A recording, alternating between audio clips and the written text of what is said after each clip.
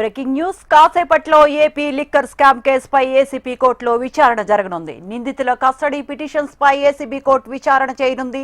A1 రాజకస్ Reddy, A31 Dhanunjaya Reddy, A32 Krishnamohan Reddy, A33 Govindappa Balaji custody petitions పై విచారించి తీర్పు వెలువరించనుంది ఏసీబీ కోర్టు.